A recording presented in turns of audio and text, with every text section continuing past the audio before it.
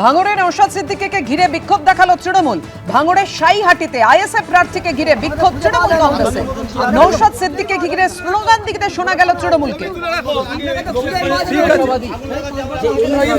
নওশাদ সিদ্দিকী বলছেন, শান্তিপূর্ণ পরিস্থিতি ইচ্ছাকৃতভাবে অশান্ত করার চেষ্টা।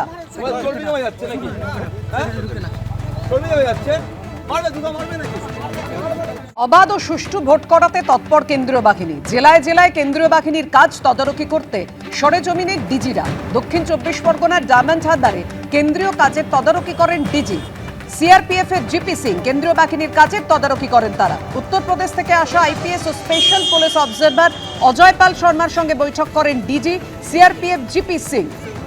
উত্তর 24 পরগনায় গিয়ে পরিস্থিতি দেখতে নোয়াপাড়ায় পৌঁছে যান ডিজি বিএসএফ প্রবীণ কুমার। সেখানে গিয়ে তিনি কেন্দ্রীয় বাহিনীর বন্দোবস্ত খতিয়ে দেখেন। আমরা চাই ভোটটা শান্তিতে হোক, মানুষের অধিকার প্রয়োগ করতে দেয়া হোক, কিন্তু বিশেষ করে কতগুলো অবজারভার নিয়ে আসা হয়েছে বিভিন্ন জায়গা থেকে এবং অনেক পুলিশ অফিসার নিয়ে আসা হয়েছে যারা বাংলাকে বোঝে না। যেমন গতকাল রাত্রে যে অত্যাচার করেছে সারা বাংলা জুড়ে, আমি কিন্তু সারা রাত জেগেছিলাম এবং অবজারভাররা থানায় গিয়ে গিয়ে প্রেসার ক্রিয়েট করছে শুধু আমাদের পার্টিকে টার্গেট করে, যে সব তৃণমূল কংগ্রেসের এজেন্টকে গ্রেপ্তার করো। ব্লক প্রেসিডেন্ট, আমার ইউথের ব্লক প্রেসিডেন্টকে সকালেও অ্যারেস্ট করেছিল, আমাকে যার জন্য চেতলায় যেতে হয়েছিল। থানায় আমি যাইনি, ববি গিয়ে ছাড়িয়ে নিয়েছি। কালকে রাত্রিবেলা বাবাই, এটা 17 নম্বর ওয়ার্ডের কাউন্সিলর, তার বাড়িতে গিয়ে রাত্রি 2টোর সময় সিআরপিএফ এর একদল goonda, sorry not goonda, CRPF force, without state police, without local police, they attacked his house. এবং ওর বউ একা বাড়িতে ছিল বাচ্চাকে নিয়ে। ওর বউ যখন বলেছে বাবাই বাড়িতে নেই, সত্যিও ছিল না, পার্টির কাজে অন্য জায়গায় ছিল, তখন ওদের বাড়িতে লাথি টাথি মেরে ওর ফোন কেড়ে নিয়ে বলেছে যেন বাবাই যেন কোনো কাজ না করে।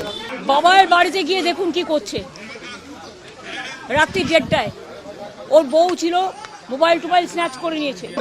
একটা ছেলেকে দেখুন ভাঙড়ে, জাস্ট সি দ্য অ্যাট্রসিটি। এইভাবে পুলিশ মেরেছে।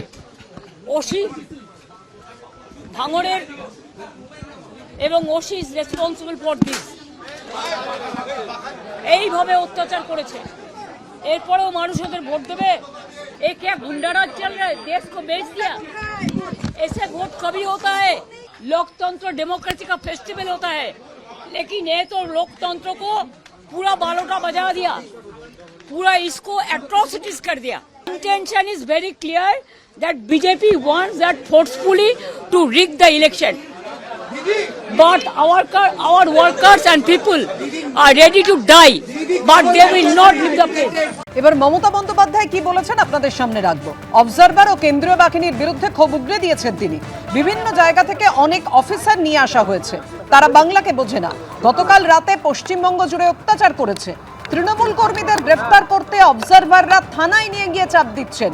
সিআরপিএফ এর জওয়ানরা 70 নম্বর ওয়ার্ডের কাউন্সিলরের বাড়িতে গিয়ে আক্রমণ করেছে। কাউন্সিলর বাড়িতে ছিলেন না, কাউন্সিলরের স্ত্রীর ফোন ছিনিয়ে নিয়েছে। অভিযোগ করেছেন ভবানীপুরের তৃণমূল প্রার্থী মমতা বন্দ্যোপাধ্যায়।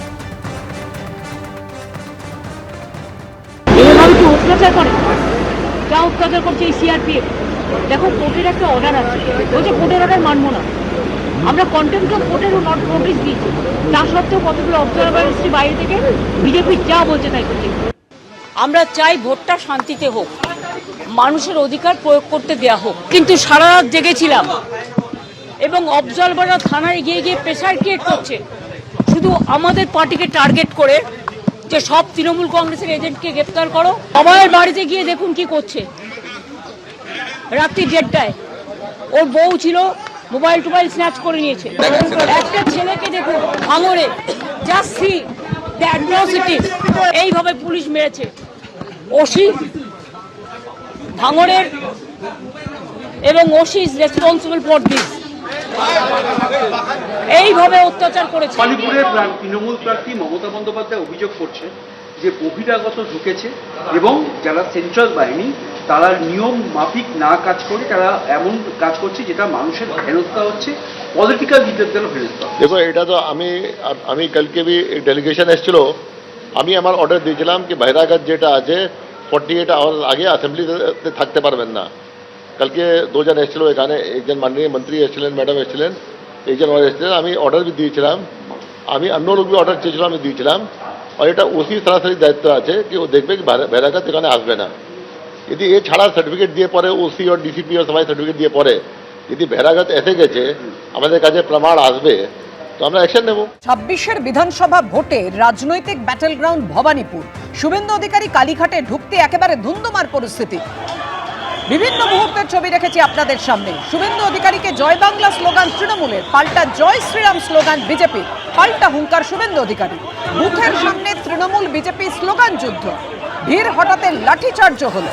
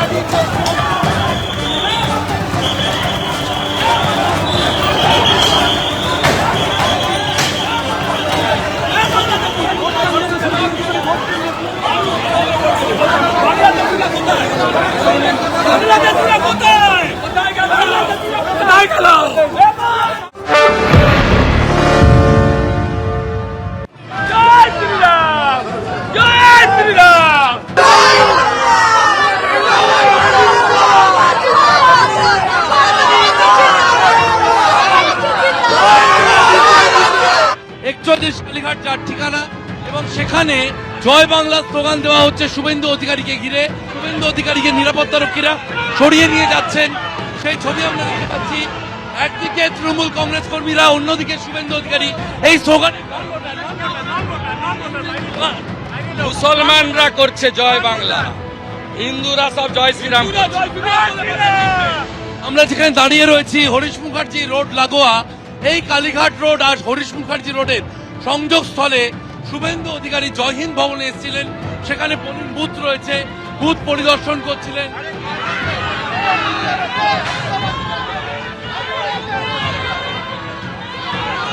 শুভেন্দু অধিকারী কথা বলে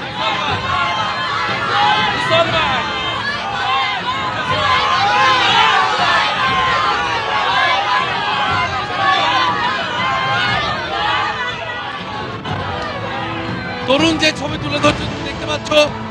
এই মুহূর্তে কিন্তু একেবারে জয় হিন্দ ভবনের সামনে আমরা দাঁড়িয়ে রয়েছি, কালীঘাট রোড। সেই কালীঘাট রোডের সামনে জয় হিন্দ ভবনের সামনে সেখানে জয় বাংলা স্লোগান হচ্ছে। নিরাপত্তা রক্ষীরা সরিয়ে নিয়ে যাচ্ছেন শুভেন্দু অধিকারীকে, যদিও শুভেন্দু অধিকারী একাধিকবার কথা বলতে যাওয়ার চেষ্টা করেন।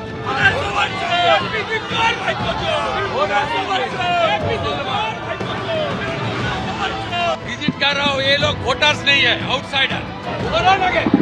हेलो,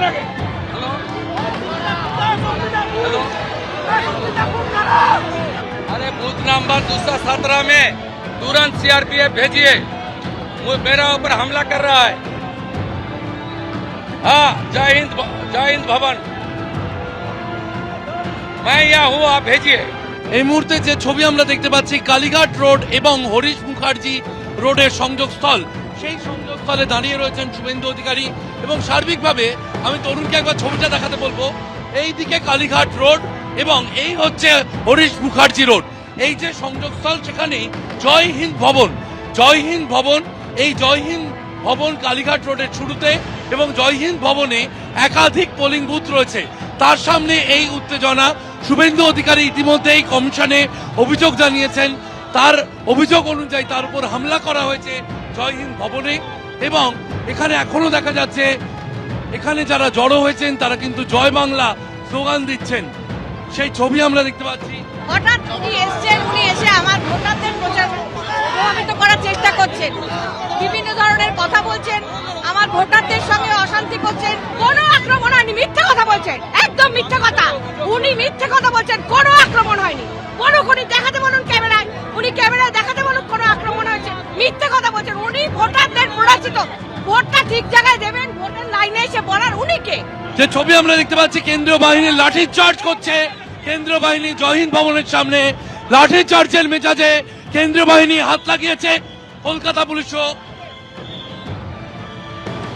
জটলা মুক্ত করতে পুলিশি পদক্ষেপ।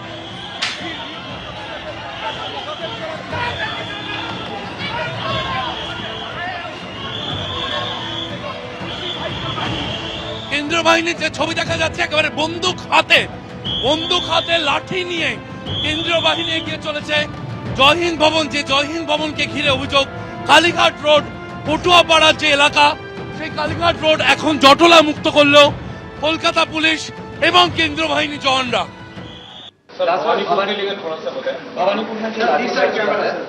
तो वो लेके क्या बोलेंगे? नहीं लाठीचार्ज कहाँ हुआ है? भवानीपुर में शुभेंदु अधिकारी और ममता नहीं, बनर्जी क्यों हुआ लाठीचार्ज? दो पार्टी एक साथ होकर देखिए कोई भी ये लॉ एंड ऑर्डर जो है, ये ऐसा नहीं है दो ग्रुप मर के लड़े सब करें। कोई भी अगर लड़ाई होती है, कोई भी अगर लॉ का उल्लंघन होता है, that is against the state. अगर एक ने एक को मारा तो ये नहीं कि आपने इसको मार दिया या आपने क्राइम कर दिया तो आप दोनों के बीच में है। कोई भी क्राइम होता है अगेंस्ट स्टेट होता है, और स्टेट का जो है अगर वहां पे 144 लगा है बूथ के बाहर, या 163 जो आप कहते हैं BLSS में, अगर इलेक्शन में बोला गया है कि अब इस तरह की लड़ाई नहीं करेंगे, रोड पे नहीं आएंगे, मारपीट नहीं करेंगे, इस तरह करेंगे तो फिर तो वहां पे जाएगी पुलिस पैरामिलिट्री फोर्स लेके, और जो उनके रूल में है वो करेगी। तो ये तो पूरा स्वतंत्र डिसीजन पुलिस का पैरामिलिट्री फोर्स का है। वहां पे जो मजिस्ट्रेट है, वहां पे जो ऑफिसर है, वहां पे जो RO है, वहां जो प्रिसाइडिंग ऑफिसर है, वहां जो आपका ARO है, सेक्टर मजिस्ट्रेट है, पुलिस ऑफिसर है वहां पे, क्योंकि यहाँ तो कैलकाटा में तो पुलिस के पास ही मजिस्ट्रेट पावर होती है। तो ये सब जो है डिसीजन लेंगे, जैसे भी लेने का, जो भी उनको फोर्स यूज करना पड़ेगा इलेक्शन की इंटेग्रिटी मेंटेन करने के लिए, लॉ एंड मेंटेन करने के लिए, वो लोग कर रहे हैं। एबीपी आनंद एगिए थाके एगिए राखे।